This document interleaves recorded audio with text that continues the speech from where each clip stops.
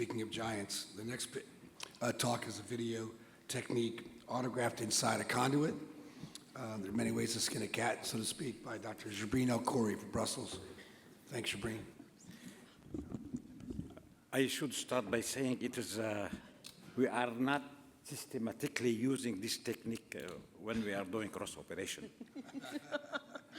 It is one of the 4 techniques we are using when we are performing cross operation. We do the subcoronary, we do the free root, we do the native reinforcement, and the native inclusion and the prosthetic inclusion. So we have depend on the patients. Thanks. Again, I hope that at the end of my video, Tirone will say, well, I like the autograft inside the prosthesis. Anyway, that's what we saw regularly. Autograft 15 years after the first surgery. And you can see here that it became like a Marfan patient, a huge dilation, but the valve stayed normal. So it is really, so in those patients, and we have now on around 50-55 cases of redo-Ross, and in whom we did the David operation, preserved the valve in the majority, but not in the first one. And to avoid this, our technical, let's say, our approach selection was this native root inclusion when we had when the aortic root is normal. Now, in some patients, when the root is abnormal, or we have a kind of risk factor for late failure, such as bicuspid aortic valve, regurgitant not repairable, aneurysm of the ascending of the root, or severe aortic regurgitation not repairable. And in those patients, my first patients in inclusion was done in 2005.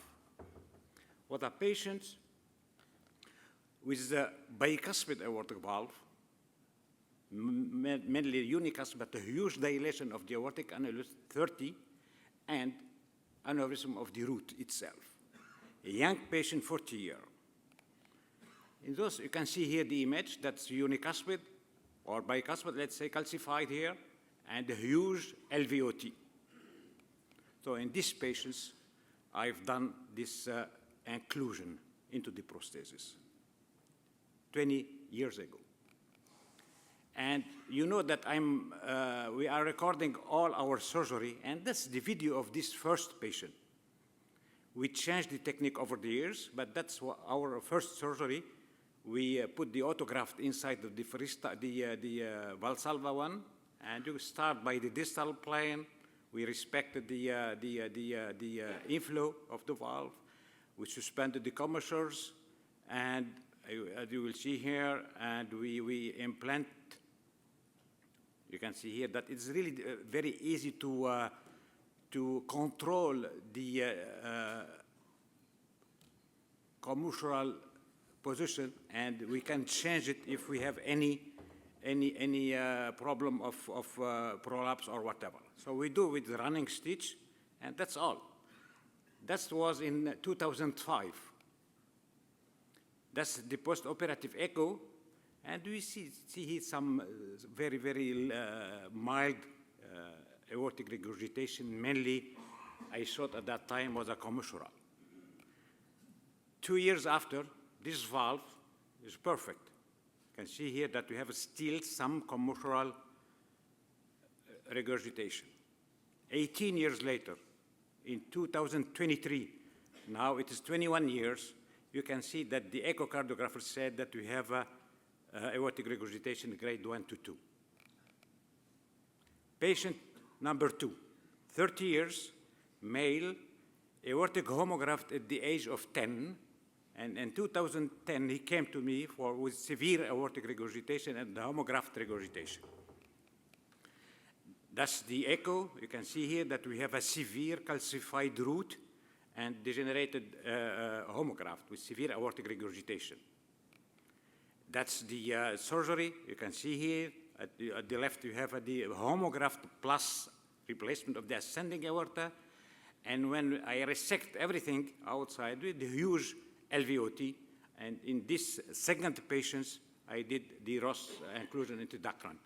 As you've seen, I wait 5 years between the first and the second to see if this technique, if there is any problem, let's say, with this technique. And after 5 years, we start to do systematically when we have a risk factor for late failure. And that's, you can see here, the post-operative echo of this patient. And in 2024, you can see 14 years after, the valve looks normal. It's native valve, nothing, no regurgitation, no thickening of the valve. The root itself, Ismael, is playing. So let's go now on some technical things for this technique. I will go step by step. First, for sure, like every autograft management, we trim the distal plane. We leave only 2-3 millimeters of the pulmonary trunk, and at the proximal base, we try also to have a horizontal plane with 3-4 millimeters of muscle. The second is we start by suspending the commissures, the distal part. We put 3 stitches on the neo-sinusoidal junction, and we see that we are using more and more. It is our systematic use for this technique is the cardio root one. It is more supple, and is really doesn't really put a pressure on the autograft. It's really very supple one, and I really encourage to use this prosthesis if at the end of the video you are convinced. We check again first if the valve is okay, and we go after to the proximal plane, and we do 3 running stitch, respecting the geometry of the insertion of the leaflet, and trying really to avoid any contact between the prosthesis and the leaflet. Again, after the proximal and distal plane are done, we check again with water.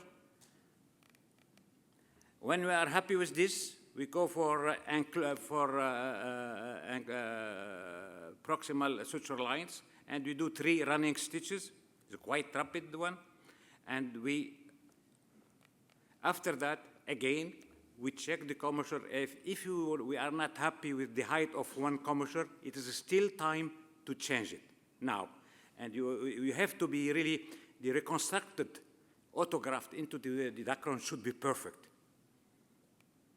When it is done, we go for coronary implantation, and we use what we call we do large incision opening of the prosthesis, and only incision of the autograft, and we go what we call tongue technique. We keep the traction on the autograft in order to avoid any contact between the leaflet and the prosthetic material. After that, we finish with the distal running stitch. Well, I like to make it locked because it is aesthetically better. And you can see here that we have 1 or 2 centimeters left of Dacron to replace the ascending aorta. Let's go for the video now. And you can see here, those are not my fingers, there are Laurent fingers, I think. But we do the same way. So we prepare the autograft. You can see here, we can discuss about the size of the prosthesis. We start by suspending the 3 commissures. 4 proline. We should really pay attention to be at the prosthetic level, at the same level. So we start by these 3 stitches. You can see here close to the commissure, mainly in the sinotubular junction of the autograft. And after that, we go and put 3 same stitches at the corresponding point at the interleaflet triangle corresponding to the commissures at the proximal part. And it is still time to trim a little bit the distal part of the prosthesis if necessary. we put a traction on two adjacent commissures or sutures, and we really go by over and over technique, 3 running stitches, and you have really to avoid any contact between the prosthesis and the leaflet. When it is done, you check again to see if you are happy or not with the configuration of the autograft, and if you are happy more or less, you go for the proximal running stitch again. We do a running stitch, 3 running stitch, and it is in horizontal way. I hope that you will see something. Yeah, it is on horizontal way here, quite down, yes. I cannot go forward, but yeah, you can see here that we are really on horizontal way in order not to distort the proximal plane of the autograft. Yeah, you can see that Laurent is a little bit less faster than me.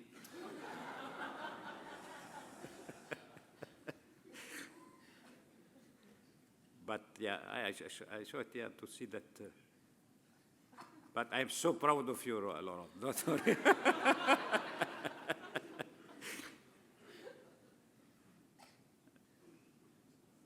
Yeah.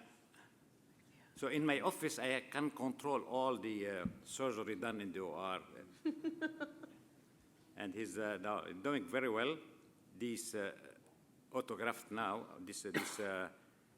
you can see here that we are really below, sorry, at the level of the basal ringlet, say here. You can see, Tirone, that we are using the same ostial cannula as I learned here.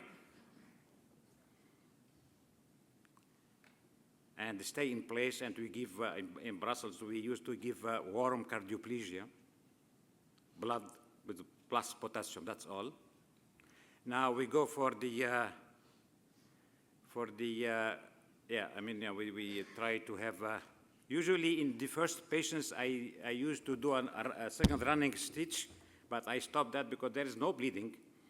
Mainly if your decalcification is radical. You can see here we check again the valve if it's perfect, and again if we have any problem with the height of the commissure, still time, that's the last moment when we can still change the height of the commissures. Again, you can see here we do what I call the urologic maneuver. We fold the prosthesis, and we do running locked stitch, and we really put maximum traction on 2 adjacent commissures, and we really leave as less as possible of material. You can see here, we check again. Water is not very expensive in Belgium. Sometimes we use a beer, huh? Anyway, so after that, we go for the coronary implantation. Now, I think it is time.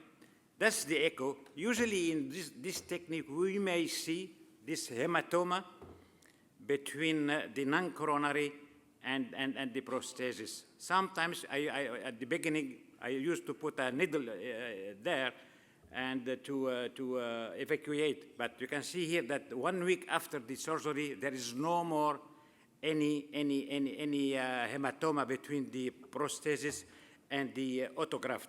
And I really do believe that this blood make kind of buffer of tampon between the prosthesis and the autograft, helping the elasticity, let's say, of the autograft. Thank you for your attention.